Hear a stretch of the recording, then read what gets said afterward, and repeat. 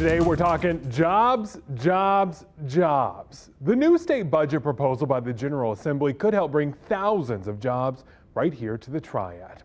It was already a huge win when Toyota announced it was coming to the Greensboro-Randolph Megas site and bringing 1,750 new jobs with it. Now, state lawmakers want to shell out extra cash to convince the company to bring more than triple the number of jobs at the plant. Under the proposal, North Carolina taxpayers would reimburse $225 million worth of plant construction costs in exchange for Toyota creating at least 5,000 jobs. The company also needs to invest $4.7 billion. Now, this deal, it still has to be finalized, but if it goes through, economists say we could end up with a whole lot more than just those 5,000 jobs at Toyota. Each one of those workers in the plant needs a real estate agent, a clerk to help them down at the grocery store, someone to deliver their mail, a doctor at the hospital, a police officer to patrol their street, a chef at a local restaurant, and a teacher for their kids. In fact, a formula from the Economic Policy Institute says for every one durable manufacturing position created, there are also 7 other indirect jobs made. So the megasite's 5,000 jobs would really be 40,000 new jobs across the Triad. And you don't just have to take the economists for their word. You can see that really happen when South Carolina got a BMW plant. Robert Burden got a job building it. He says that wasn't the only new construction. More houses being built, more people, more stores. Stores like Christy and Joe Marbles. They moved to South Carolina from Tennessee after the plant was announced. For a retail store, they thought I'd lost my mind. But they say their boutique has done better each year they've been open. Also doing better are the folks in Pontotoc County, Mississippi, where Toyota built a plant in 2007. Their chamber president says the plant is still creating jobs more than a decade later. If you are a builder, start building houses. If you're a business, start expanding. Get ready. It takes 10, 15 years before you really start seeing a lot of growth and changes. Since Toyota came to town, the county's unemployment rate has gone from 7.8% down to 3.1%. And people living there are making more money, too. The middle-of-the-road income is up more than $10,000. That's good for everybody because now everybody's drawing good salaries and families are able to buy more housing, build bigger houses, buy more product. Now our downtown area here is booming. We have boutiques and restaurants and things that are thriving because we've got people here. Leaders in the Triad hope our new Toyota plant will also be a driving force for change in our economy. So this deal could have a major impact on the Triad and really the whole state. We wanted to help answer your questions about the process, so I asked you to text them in. One viewer texted in asking, how will this be different than the Dell computer factory that overpromised and underdelivered? Well, to help protect our investment, state lawmakers plan to split the money up into 2 sections. The first part is $175 million to reimburse Toyota for any costs they incur. Funds in this chunk are, quote, subject to proportionate recapture in the event the manufacturer fails to meet the requirements. The rest of the state money funds Toyota's efforts in creating and maintaining 5,000 jobs, at least. The company has until 2034 to make all those jobs happen. Now, whenever they reach that goal, the state budget stipulates a big chunk of the jobs must remain here for 20 years.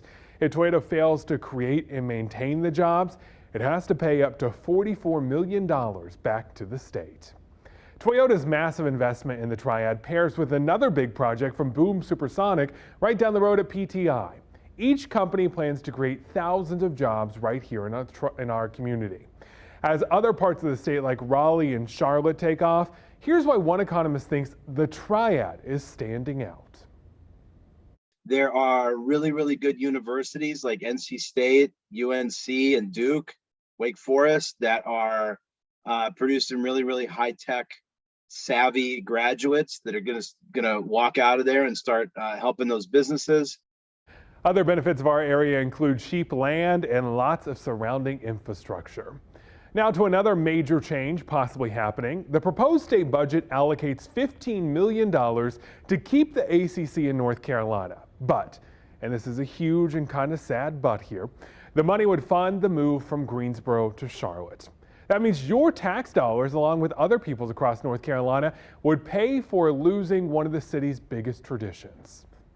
Some of you let us know you are not thrilled about this possibility. Cecilia says, who cares? Let them go. We must be able to use that money for something else. Becky says she wants to see the money used to keep the ACC here. She says it could be used to expand its footprint in Greensboro. And Benjamin was really blunt, calling it just plain stupid. It's not just you. Some of your lawmakers in the General Assembly don't love the idea either. We're not supposed to, but I'll say the ACC has done a great job fleecing the taxpayers in North Carolina. They've chosen to go to Charlotte, which is certainly not what I prefer, but it's better than them leaving the state. Part of the proposal includes a requirement that the ACC has to host several preseason tournaments right here in North Carolina. In the next 10 years, the conference has to have 4 men's basketball tournaments here, including 2 in Greensboro. There are 28 other tournaments that need to be hosted in our state too. Losing the ACC would mean a lot for Greensboro. After all, we're tourney town. It also costs the city 50 jobs, but state lawmakers say, can you consider everything else, all the other news we talked about? It's not that big of a deal. Whether it's Toyota or Boom Supersonic, and we've got other great announcements in the works. So I think as far as jobs, we're going to be fine. I think it's more just general, sadness to see the ACC leave the area. The ACC means a lot to our community, and lots of folks went to an ACC school. We host tournaments here all the time. It is a point of pride, and it's also a big business for the city, which is why keeping the tournaments is so important. The last time the city hosted the men's basketball ACC tournament was 2020. Coronavirus forced the conference to cancel. The city expected around $30 million in business to the local economy. And we just hosted the women's tournament this spring. It generated nearly $4.7 million. There is one other big jobs aspect of the proposed state budget we need to talk about. The state and school districts across our state make up some of the biggest employers in North Carolina. And if the budget passes, each of those employees stand to see a pay bump. On average, teachers would see more than a 4.4% raise, giving them about a 6.5% raise over 2 years.